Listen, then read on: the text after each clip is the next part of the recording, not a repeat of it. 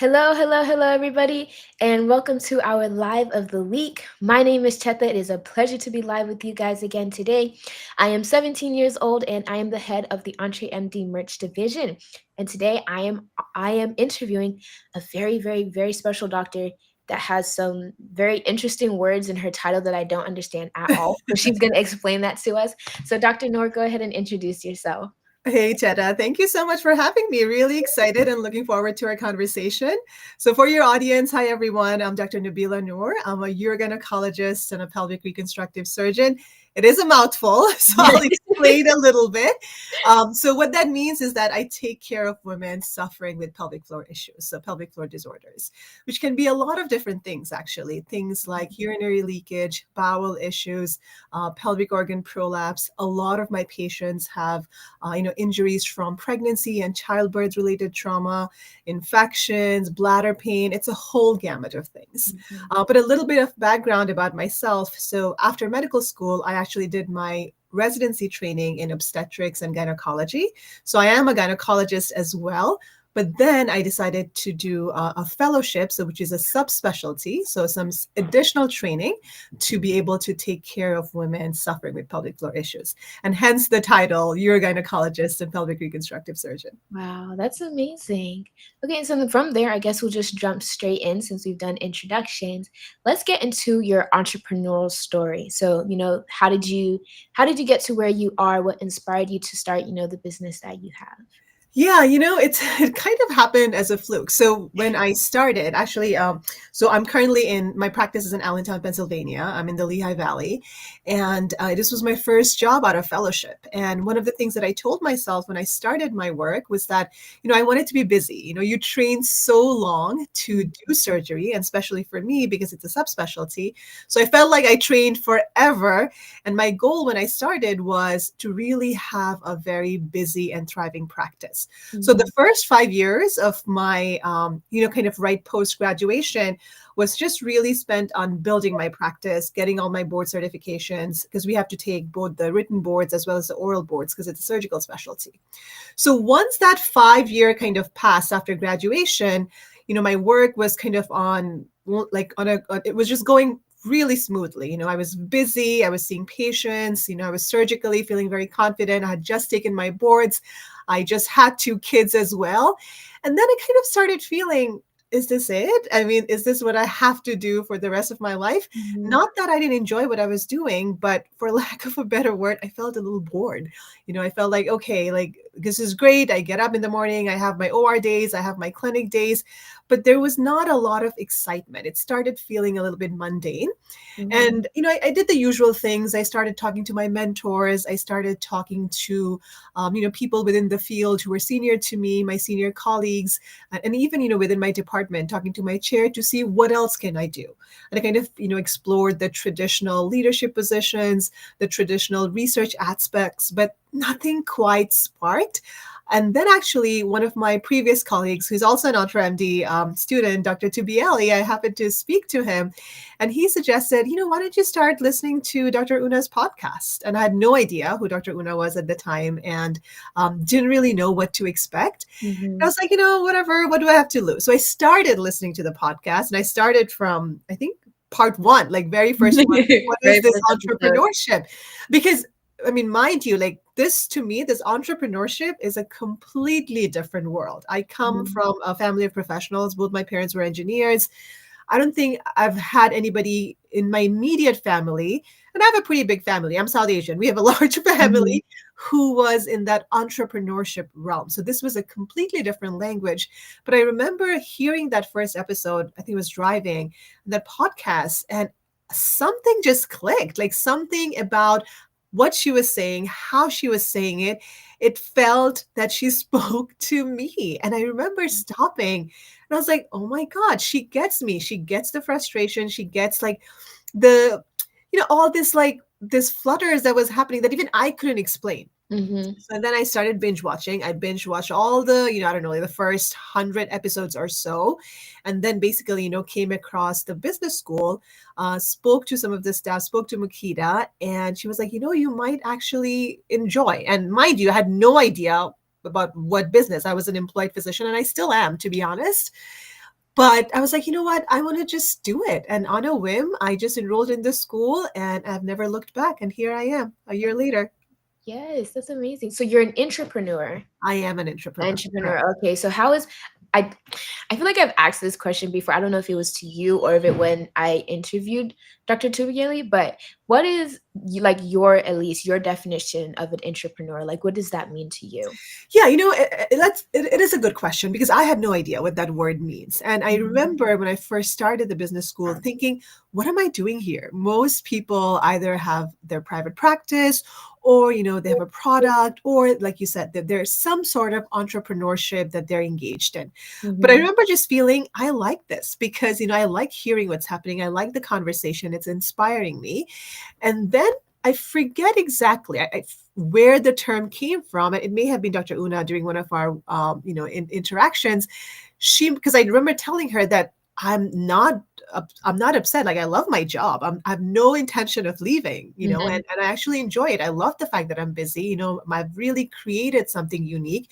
And so she was like, well, and that's totally fine. You can be an intrapreneur. And I'm thinking, is this like, am I just mishearing it? Like, did she just misspell or just Yeah. misspoke like entrepreneur? And she was, no, no, no. So an entrepreneur is somebody who is working within a system or a corporate or wherever you may be, but they're thinking beyond what her or his job description is. So Mm-hmm. to me, that was perfect because like I said, I loved my job. I liked doing all the things. I wanted to be busy. So I wasn't really ready to be like, okay, I'm going to start something of my own because that would very substantially decrease my surgical volume, which I wasn't You willing were to do yet. But I also wanted to do a lot of other things that I'm sure we'll get into. One of which was really creating a brand around myself as somebody who is an educator in the digital media space. mm-hmm. I remember prior to starting EntreMD, I would see people doing stuff like physicians doing stuff on social media or even in YouTube channel where they're educating. COVID really kind of changed that whole Yeah. platform because we learned that there's so much education that can happen through the digital space, but I Mm-hmm. never quite really looked into it as deeply.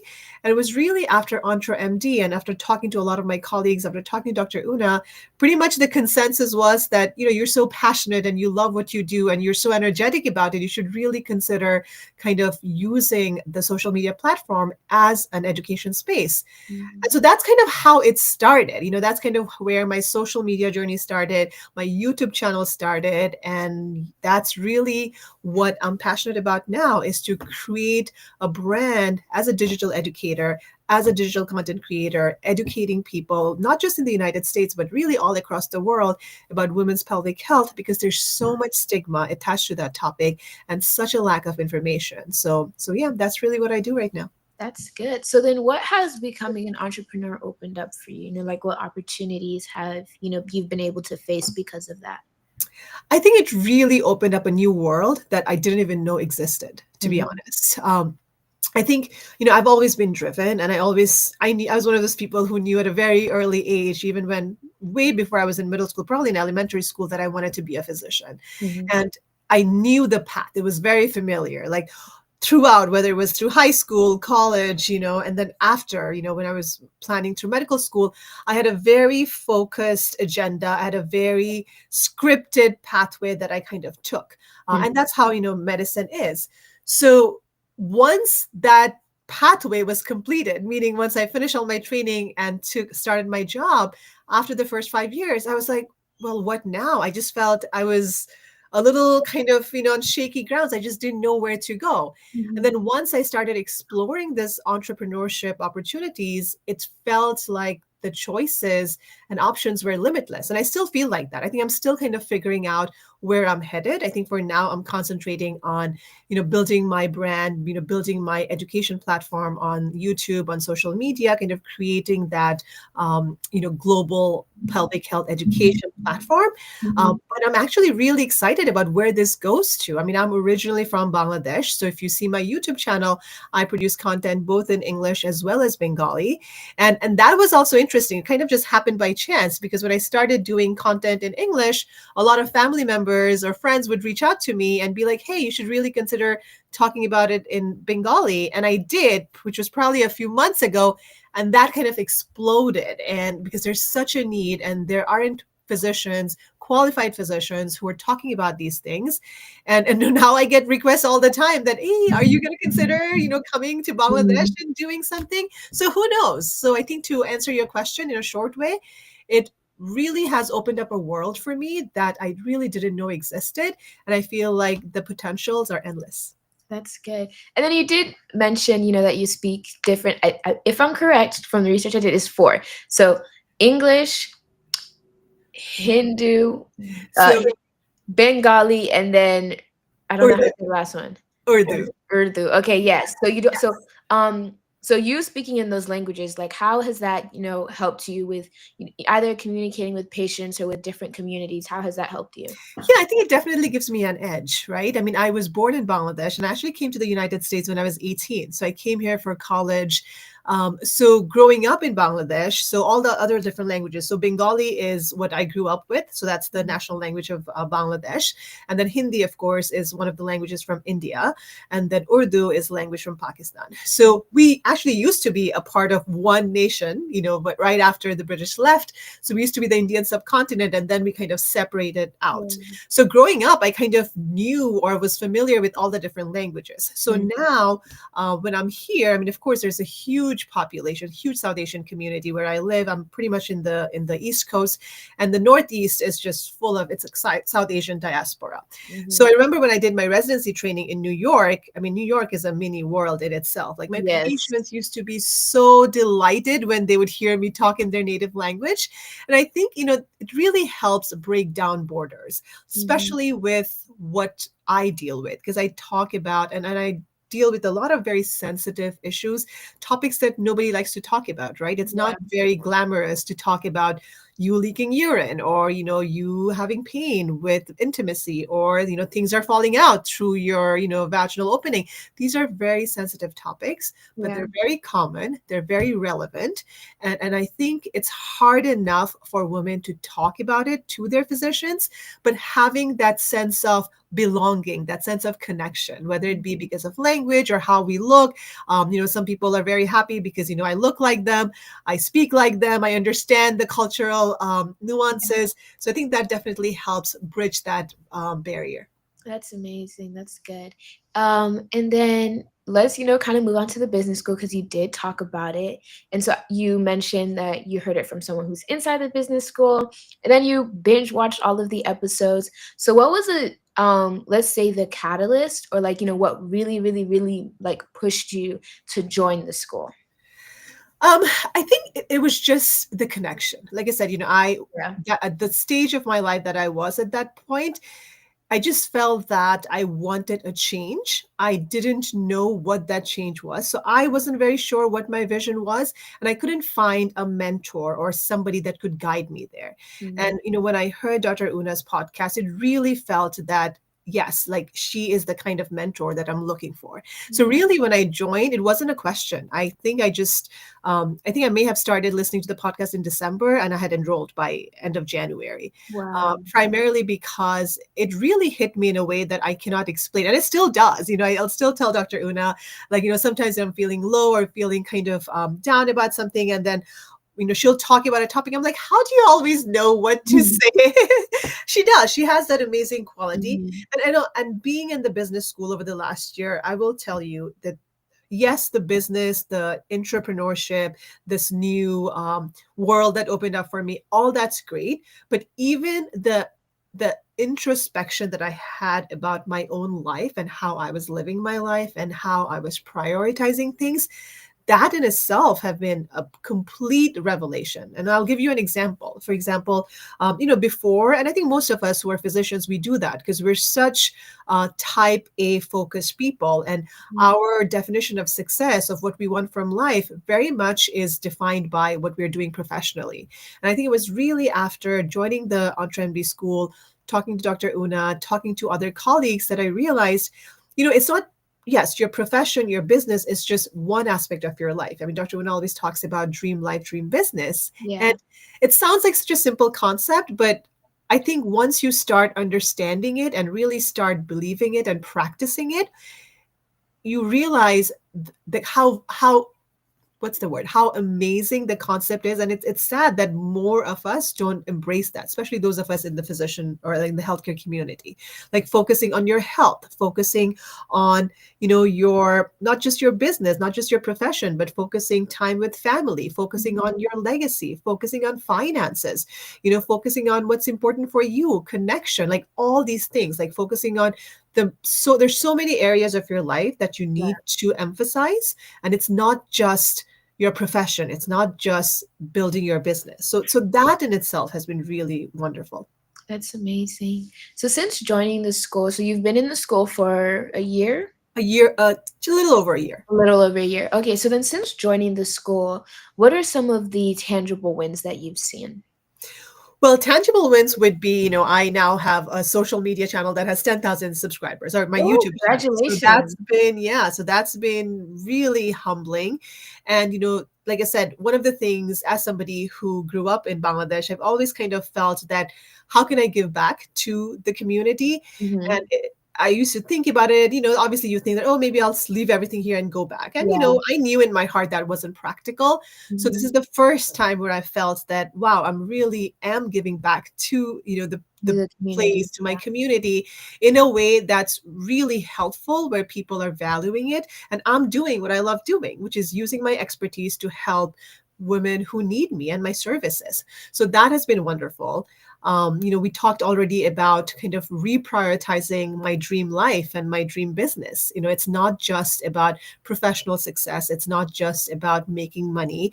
It's about emphasizing, your health, prioritizing, your family, prioritizing what legacy. Like if I'm not here tomorrow, how do I want the world to remember me? And and yeah, I am proud of the fact that I'm able to create something that will live well beyond I'm done.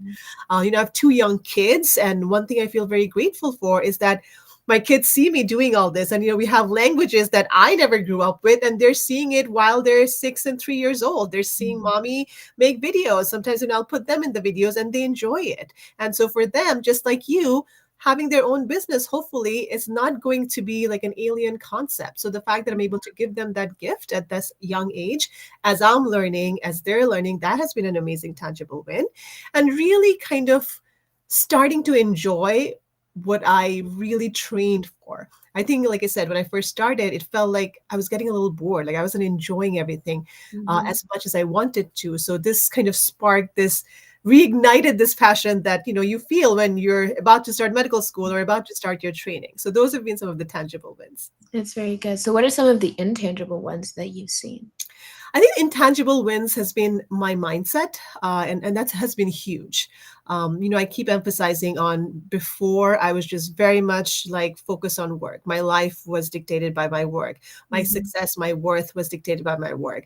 I was one of those people who, I mean, unless I'm dying, I am going to work, and it doesn't matter what happens. Everything has to be settled. Mhm. But now I'm realizing that, I need to take care of myself, because Yeah. I am my asset, and whether that Mhm. means me taking care of my physical health, mental health, my well being, I need to be present, fully present for my kids when Yeah. I'm there, and not think about work, having very strong boundaries, still be a team player, still be somebody, who is ambitious, but know, like, I need to have those borders and boundaries for myself. Mhm. And I think, this allowed me to enjoy my day job a lot more. And really, my husband, for example, he has his own business, and we talk all the time. Before, I felt that, and he felt that I wouldn't understand his pressures, because, as you know, entrepreneurship, there's no boundaries, you have to create it. Yeah. And to me, it was like, well, why is he always working? Like, why is he, we're done with work, like, why can't we just enjoy? And now I think I'm understanding him better, and we're Mhm. working towards a common goal. And also, thinking about involving our kids, just like, you're involved with Dr. Una. So there's a lot that I'm learning from watching people around me, which has been really exciting. That's amazing. That's absolutely amazing. And then so on, the EntreMD Business School, you've been in it for a little over a year. What has been your favorite thing about the school? What has been my favorite thing? So many things. I think having that community where people share similar feelings that I do. I think, especially as physicians, we all have our societies based on what our specialties are. And those societies are great. You have friends, you have colleagues, you have mentors, but it focuses on just one aspect, which is the Mhm. professional aspect. The conversations over there is always around, academic excellence, around progressing career wise.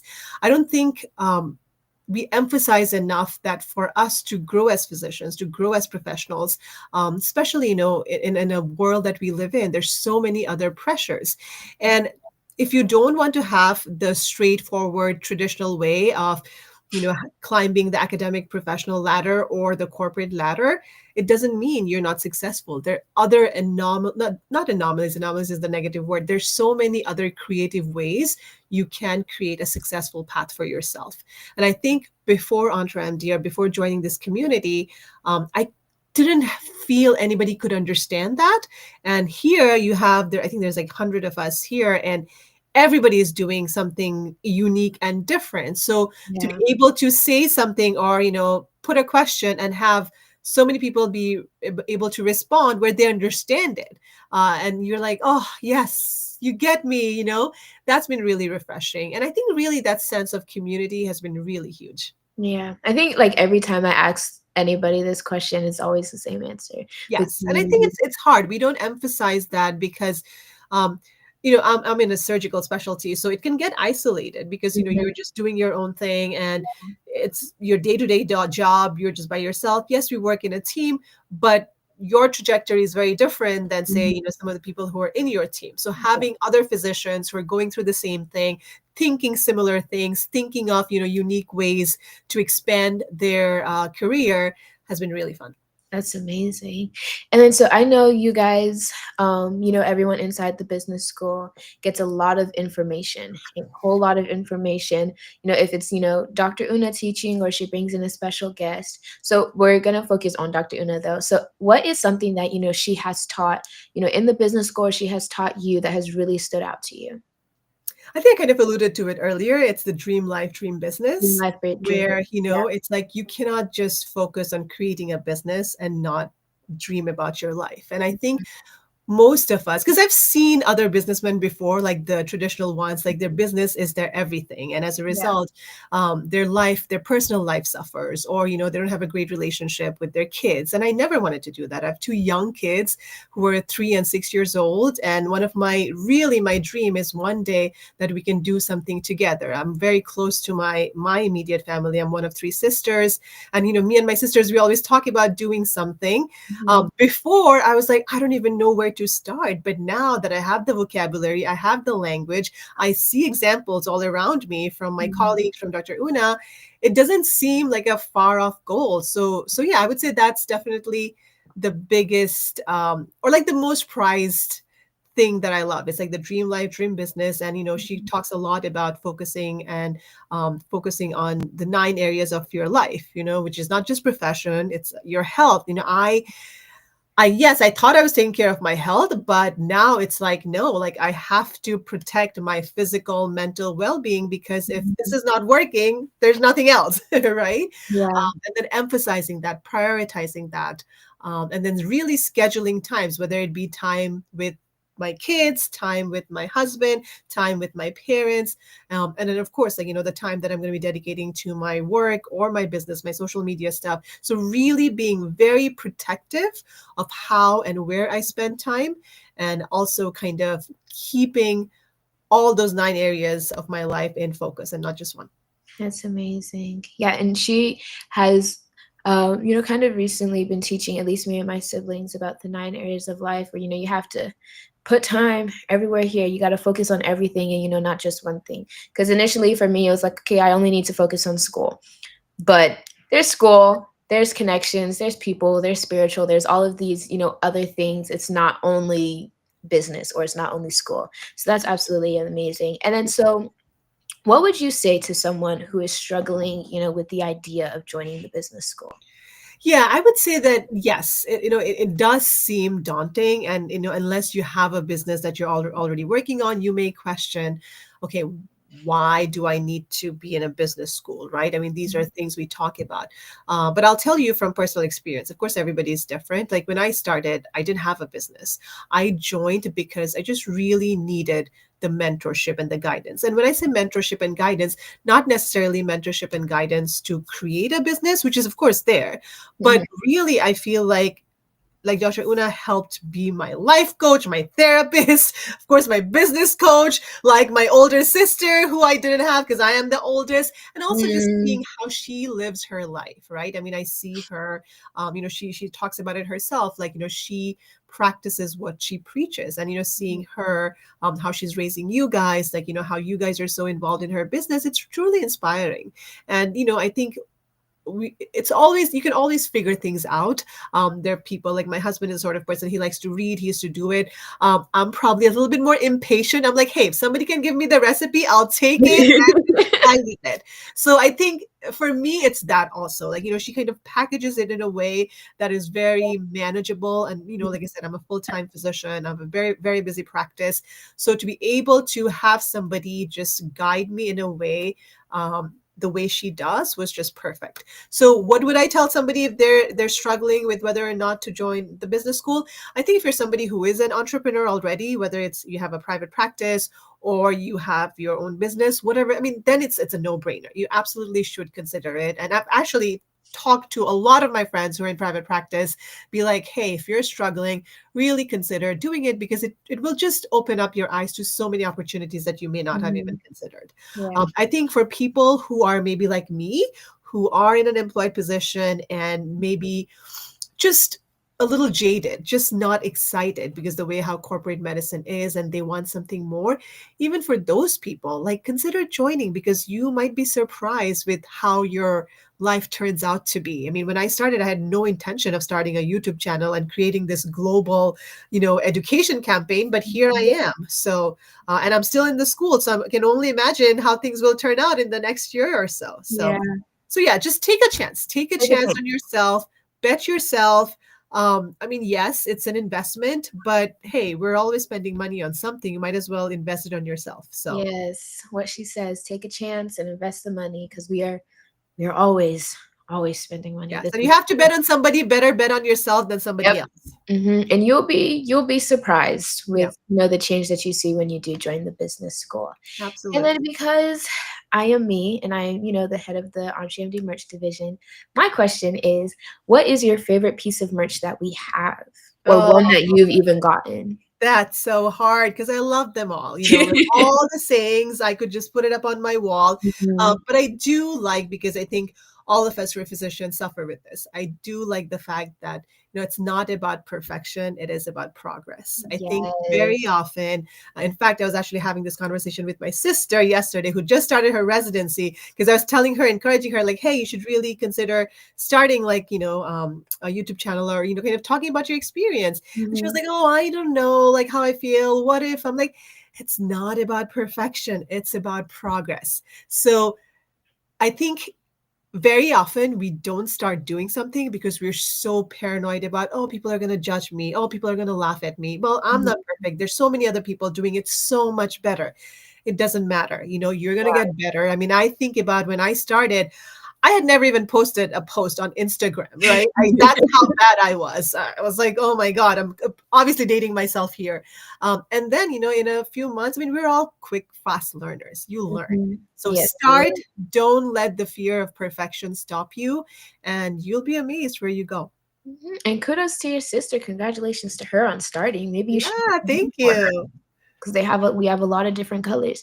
But Oh, on that, yes, perfection is not required. And I like to say this every time I do a live and someone says that this is their favorite piece. Like, I like to go back to where I started, where the first live I did was 3 minutes and it was absolutely horrible. It was very you bad. still And cringe when you see those videos a little bit? honestly, it's not on YouTube, so I don't see it, which is great for me. So I don't Yes. know where that video is. I don't. It was it was interesting to say the least. Like, when I had finished, my reaction was just That's what I did. That's what happened when I finished. And But, look at where you are now. look at where I am now. And, There last you go. week, I think I had my longest live last week. It was like 47 minutes. So I That's was like, see, incredible. we went from 3 to 47. And Yeah. even when, I started interviewing people, I didn't have all of my questions together. I didn't really know what I was doing. I honestly went on there thinking it was going to be perfect. And it Yeah. wasn't. And that's okay. But it's not perfect now, but it's definitely way better than it was back then.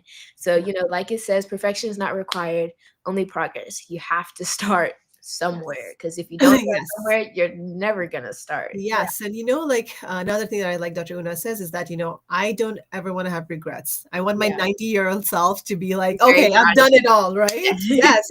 It's like, who knows how long we're going to live? But yes, you don't want to have regrets, especially with opportunities. You don't want to Mhm. feel, oh, I wish I did that. And I mean, look at you. You're like not even 20 years old and you're doing so much. And then imagine how much more by the time you're our age or your mom's age, like you would have accomplished so much. And that's incredible. Oh, thank you so much. Of Okay, and then course. so I have two more questions. The first one is, where can people find you?